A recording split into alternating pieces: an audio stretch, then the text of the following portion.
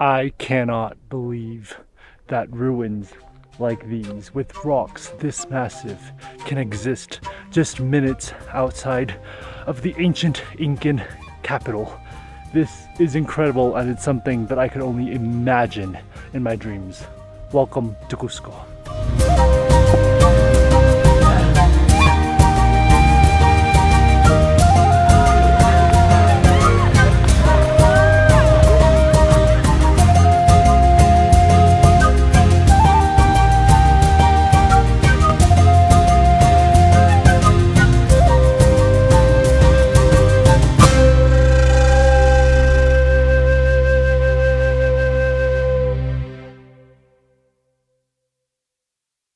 Good morning and welcome back to another video here from the beautiful city of Cusco. Today, there's still a lot more to see in Cusco, and as I promised in a previous Cusco video, we will be exploring the city more, especially today, the northern parts of the city. We're going to be seeing ruins, we're going to be seeing aqueducts, we're going to be seeing some museums even. It's going to be very, very interesting to see what Cusco has to offer because, like I said, it's a city that has so much to see, and when you come here, you've got to spend at least a few days really exploring the city of Cusco. So that's what we're doing today. We're currently near the Plaza de Armas, so if you look right behind me, you can see that's the main plaza. You can see the church over there. But with that, let's go ahead and get started on our second day of exploring the city, the beautiful city of Cusco, Peru.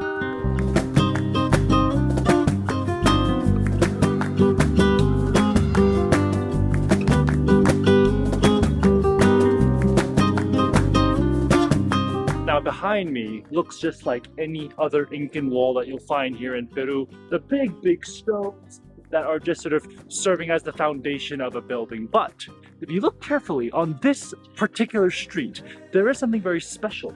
You'll see that there are these sort of squiggly lines that are sort of carved into the rocks. I mean, you can see one right here. It's like a little squiggly line that's just sort of carved in. This is called the place of the Siete culebras, which is in English, the 7 snakes. So total there are 7 different carvings. So there's 1, 2, 3, 4, 5, 6, 7, there's one more up there. So there are 7 snakes total that are carved into the wall as like a relief. And it's not very obvious to see. You actually have to look quite carefully in order to find these 7 snakes. Now the question is, why did somebody carve 7 snakes into some old Incan rocks? Well, apparently it was designed to symbolize what the nobility would be like after they died. They'd become snakes. So it was kind of like a critique, from what I understand, of the nobility and hoping that sort of they would become snakes in their next life. But it's very, very interesting. It's very subtle. You probably won't miss it if you don't know it and if you don't look at it carefully. But definitely give it a shot. It's very just interesting little twisty, curly lines that are sort of carved into the rocks here in Cusco.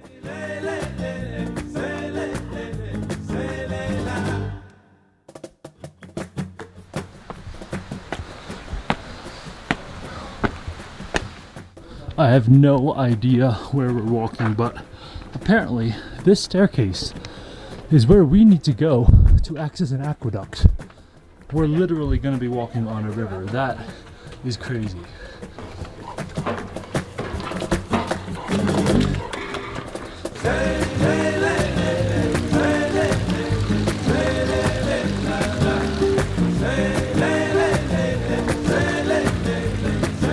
Right behind me here is a Colonial aqueduct, as you can see. And the crazy thing is there's actually still fresh water running from it. Now, this aqueduct was not built by the Incans. Remember, the Incans, if you saw my PSAC video, had their own sort of water purification system that was underground. They didn't need big aqueducts because their technology was so advanced. They had underground sort of channels that would move water from higher up down into wherever they were living. But here, this aqueduct here was built by the Spaniards, actually. This is called the Colonial Aqueduct because it was built during the colonial time when Peru was still a colony of Spain. And as you can see probably, it still works. You can hear the water that's still running down this staircase. Now, it's become quite a tourist attraction here in Cusco. Many people come here, they want to take a photo. It is a very, very beautiful spot. And so the stairs with the water coming down, almost as like a little waterfall over a rock staircase. But the fact that it still stands like hundreds and hundreds of years later after the Spanish have built it is incredible, but not as incredible as what the Incans were doing in Pisac thousands of years ago. You have to sort of walk down this staircase into this alleyway to get to this point. So it's quite a cool journey to get here, and definitely worth it just to come up and check that out.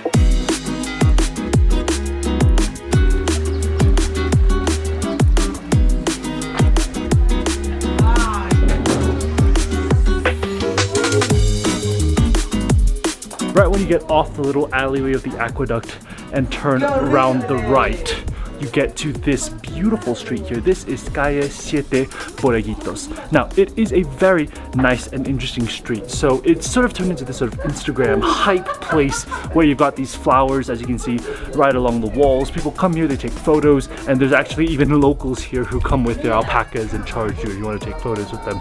But it is a beautiful place, and the good part is actually because the sun isn't right above the street, you're actually in the shade, so you're not burning under the sun, because it is a very tight little alleyway, as you can see, on both sides with buildings blocking the sun. So you're sort of in the shade this entire street here. But it's just a very, very cute little street. Other than that, there's really not that much street. People come here to take photos, so it is a quite touristy spot here in Cusco. But you can easily do the aqueduct and the Calle de Siete Borreguitos right next to each other because it's so close, and you can easily do it within like an hour together.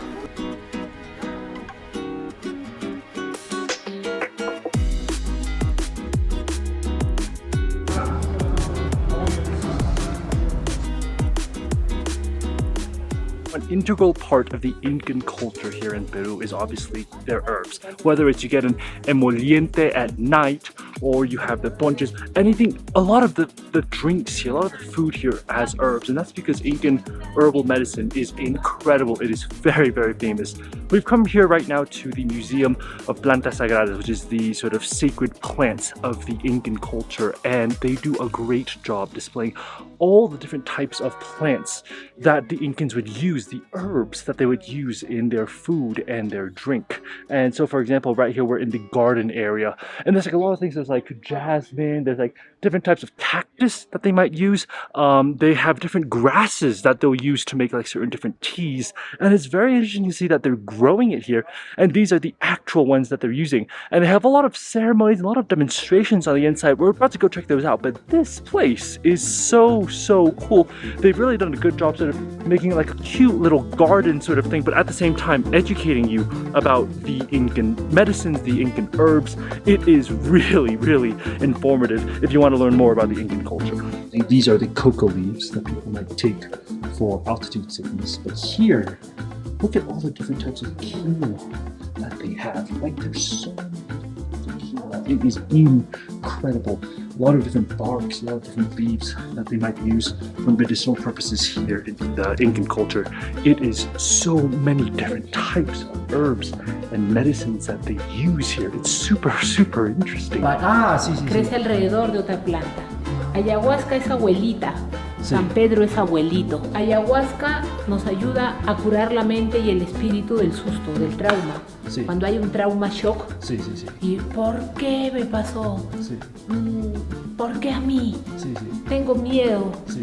Esos demonios están acá. Sí. Ayahuasca lo cura. So this is the store, and the owner here, her name is Milagro.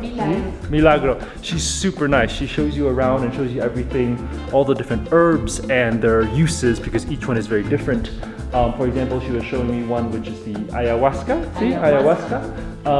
And it's San Pedro Huachuma. It's from a cactus, right?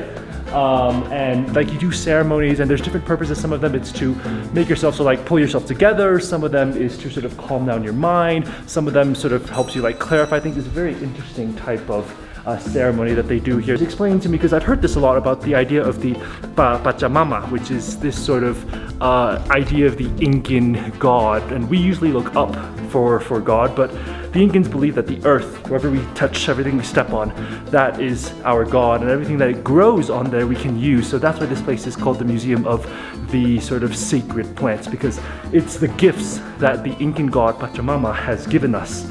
And it's very, very interesting. They have all the herbs sort of laid out. You can see all the different sort of smells, the tastes. It really, really is an incredible place to visit, and you really get an insight into the Incan life and the Incan medicines that they used to sort of calm themselves down, and just sort of their normal rituals that they used to do for hundreds and hundreds of years.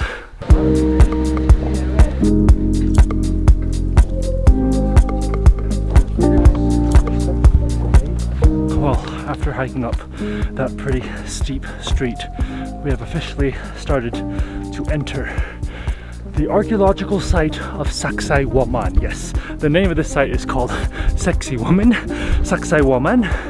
It is right around Cusco, so you can literally walk to it from the downtown Cusco, which actually you can see right behind me. That's downtown Cusco right there.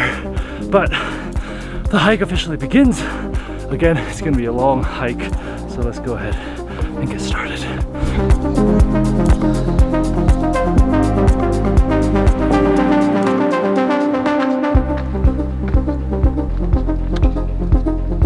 Welcome to the ruins of Saqsayhuaman. These ruins are impressive. This sort of structure, these ruins, used to be part of a fort that was designed to protect the Incan capital of Cusco, which is right behind us. Now, it was officially ordered by Pachacuti, who was this Incan king, to be built to protect the city of Cusco, and then his successors, his sons, his grandsons, actually added to it and built more stones and sort of built on top of it. Now, this place is incredible because this is also where they had a lot of like temples and thrones, and the settlements of this area date back thousands and thousands of years ago, even before Pachacuti decided to turn this place into a fortress.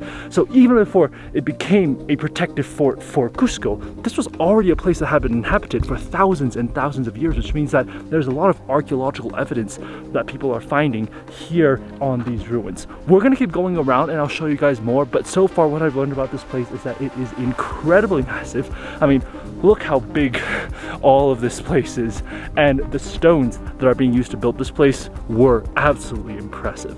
All the way right over there, you can see there's some snow-capped mountains of the Andes.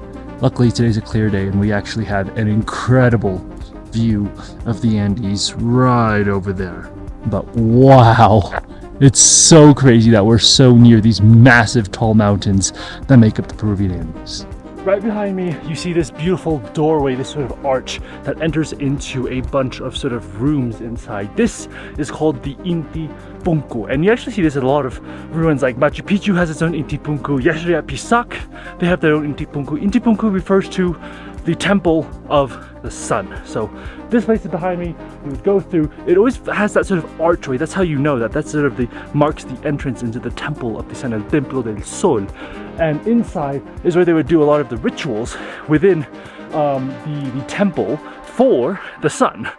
So it is quite a self-explanatory type of temple. But what surprises me most right now is the size of the rocks here.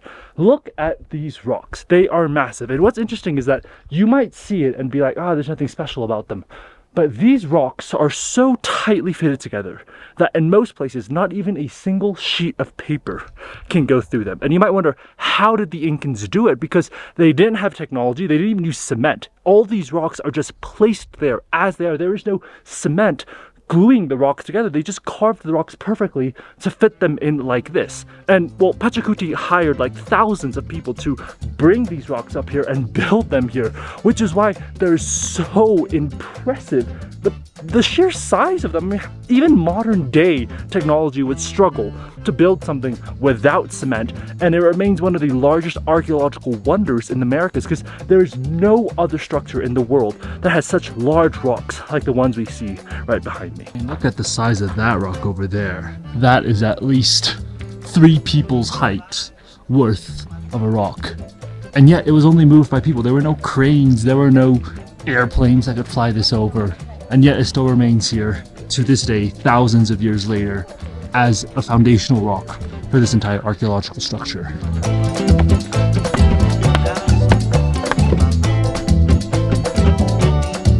sometimes when you're in Peru, you just want to feel like an Incan king. And I definitely feel like that right now. I am currently standing right above the throne of the Incan king. This is where all the Incan kings would sit down when they had any religious sort of ceremonies or any meetings, big gatherings like that. This is right here is where the Incan king would sit. I am literally standing steps away from where the great kings like Pachacuti would sit and hold their court and hold sessions in front of all the people of Cusco who would come up to the mountain here within this big plaza, which as you can see is right there. And when the backdrop of the entire city and these walls would give pronouncements or proclamations or whatever it is that the Incan king would do. But right now, standing here, I feel very, very powerful. It's a great view fit for a king, and that's why they probably gave it to Pachacuti and any other Incan rulers that were in charge of the entire empire. Now, Incan rocks are so slippery that people actually have turned this into a slide that you can slide down. Of course, we got to give this a try. I mean, how many times are you at an Incan ruin where you get the chance to slide down some rocks? So let's do this. This looks fun.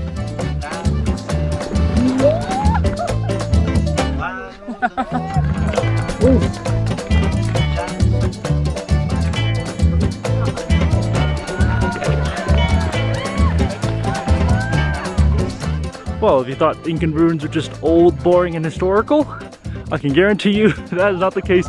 That's actually a really, really slippery slide, and it's really fun to do. And there's like a crowd at the bottom that will like cheer you on. What good energy there is here at the ruins, but definitely must do. It's so fun just to slide it out. It's very, very slippery. There's like no friction at all, so definitely have fun with that.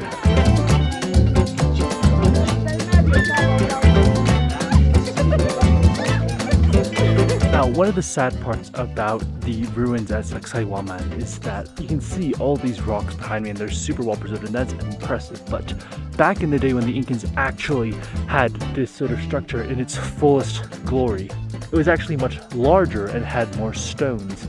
The reason that we don't see those stones today anymore is that the Spanish, when they came and conquered everything, they used the stones from Saqsayhuaman to create the ancient colonial city of Cusco. So a lot of the rocks that are used for the cobblestones in Cusco came from the rocks here at Saqsayhuaman, which is sad because imagine what this place would have looked like in all of its former glory as the Incans had planned on it being. Now, the Spanish have taken it, and of course there's no way we can bring it back. Those rocks are now into churches, into buildings, into streets in Cusco that we see nowadays in Cusco. But to imagine that they took it from here, they took it from the structure that the Incans built. It's so sad to see the great work of the Incans gone because the Spanish wanted to build their own colonial city of Cusco.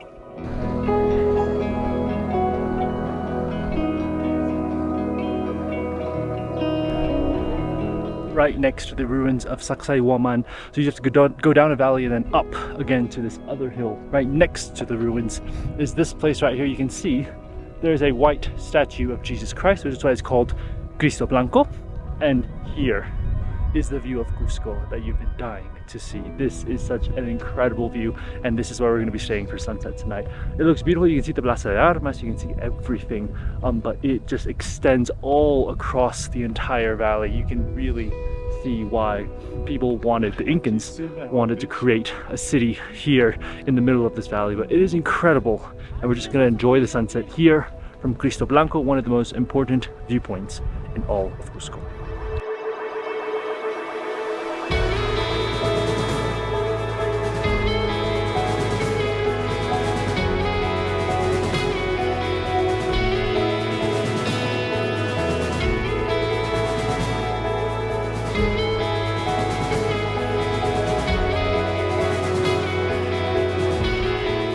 Just like that, the sun has set and the lights of Cusco are lighting up again the night has returned back to Peru. I have to say, Cusco has so much to see. You know, whether it's that medicinal store we saw today, or the aqueduct and the ruins and this sort of viewpoint. There's just so much to do in Cusco, and there's actually even more to do that I probably won't be able to vlog. But there's so much, and there's so many interesting things to do. It's a lot of fun things too, you know, like sliding down an Incan rock slide. Like, who would have imagined? That was so incredibly fun. But that's going to be it for today's vlog here in Cusco. It has been an exceptional time. I cannot tell you how amazing this city is. If you're in Peru and you don't come to Cusco, you're missing out. Like, you are really missing out. But anyways, that's all I have for you guys in today's video. I hope you guys have enjoyed this video from Cusco. If you did, definitely give it a thumbs up and subscribe for more food and travel videos. You can see everyone behind me is sort of still looking out over Cusco, looking at the viewpoint. But it has truly been an amazing day. So I'll end the video here, and I'll see you guys on the next one. Bye guys.